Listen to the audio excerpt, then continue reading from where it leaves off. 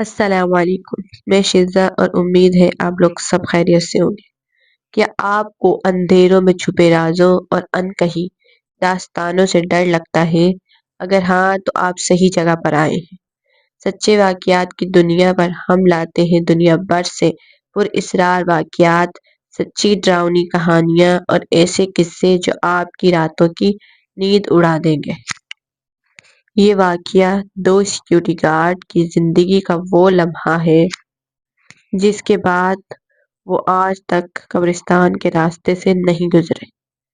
تو آئیں چلتے ہیں واقعے کی طرف۔ یہ واقعہ آج سے تقریباً 10 سال پہلے کا ہے، ایک ایسے شہر میں جہاں رات ڈھلتے ہی سڑکیں سنسان ہو جاتی تھی۔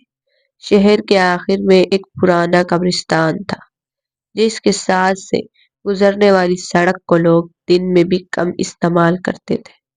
عثمان اور ریحان ایک فیکٹری میں سیکیورٹی گارڈ تھے۔ دونوں کئی سالوں سے نائٹ ڈیوٹی کر رہے تھے، اسی لیے وہ خود کو بہادر سمجھتے تھے۔ اس رات بھی معمول کے مطابق ان کی ڈیوٹی رات 3 بجے ختم ہوئی۔ بس اسٹاپ دور تھا، اسی لیے انہوں نے حسب عادت قبرستان والا راستہ اختیار کیا۔ جوں وہ قبرستان کے قریب پہنچے، ہوا ٹھنڈی اور بھاری ہونے لگی۔ درخت کے پتے بغیر ہوا کے ہل رہے تھے۔ قبرستان کے دیواروں پر لگی زنگ آلود جالی سے عجیب سی سرگوشیوں کی آوازیں آ رہی تھیں۔ اچانک ایک ہلکی سی بچے کے رونے کی آواز آئی۔ ریحان رک گیا۔ اس وقت یہاں بچہ۔ دونوں نے آگے دیکھا تو قبرستان کے گیٹ کے باہر ایک عورت بیٹھی تھی۔ اس کے بال بکھرے ہوئے تھے اور اس نے اپنا سر نیچے کی طرف جھکایا ہوا تھا، اور وہ ایک چھوٹے بچے کو دودھ پلا رہی تھی۔ منظر ایسا تھا جیسے کوئی ماں اپنے بچے سے محبت کر رہی ہو۔ عثمان نے ہمت کر کے آواز دی، بی بی آپ ٹھیک ہیں؟ اچانک وہ عورت رکی۔ دودھ پیتا بچہ سخت ہو گیا۔ پھر آہستہ آہستہ عورت نے سر اٹھایا۔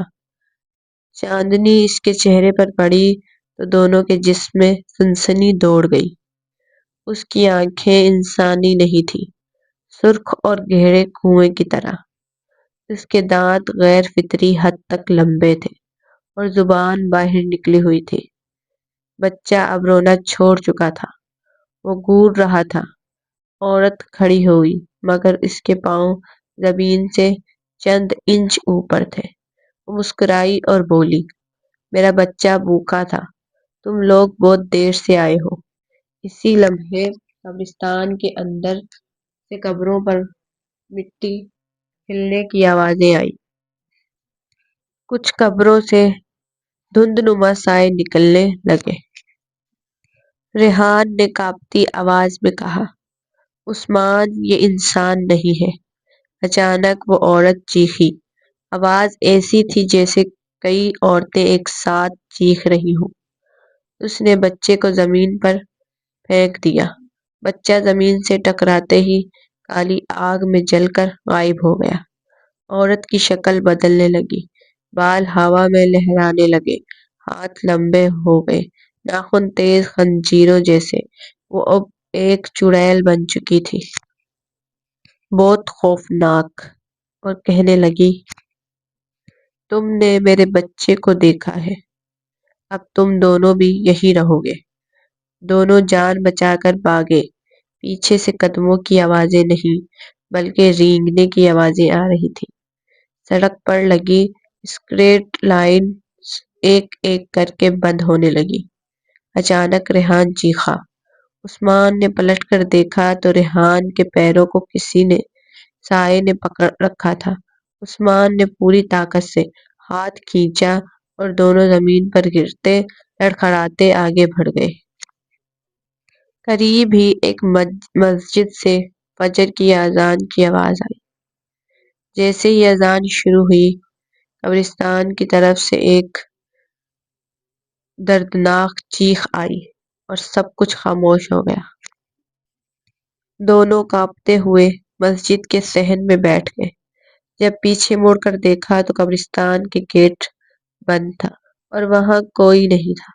اگلے دن شہر کے بزرگوں نے بتایا کہ برسوں پہلے ایک عورت نے ناجائز بچے کو قبرستان کے باہر مار کر دفن کیا تھا،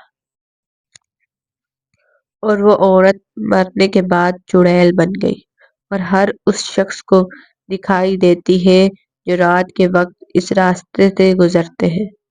عثمان اور ریحان نے اس کے بعد کبھی بھی وہ راستہ استعمال نہیں کیا، لیکن آج بھی لوگ کہتے ہیں کہ رات 3 بجے اگر قبرستان کے باہر سے گزرو تو ایک عورت اپنے بچے کو دودھ پلاتی نظر آتی ہے، اور اگر وہ سر اٹھا لے تو سمجھ لو بہت دیر ہو چکی ہے۔ اگر آپ کو ایسی سچی اور خوفناک کہانیاں پسند ہیں تو سچے واقعات کی دنیا کو سبسکرائب کریں۔ کیا آپ نے کبھی قبرستان میں کچھ عجیب محسوس کیا ہے؟ تو کمنٹ میں بتائیں، اور اپنا خیال رکھیں، اینڈ اللہ حافظ۔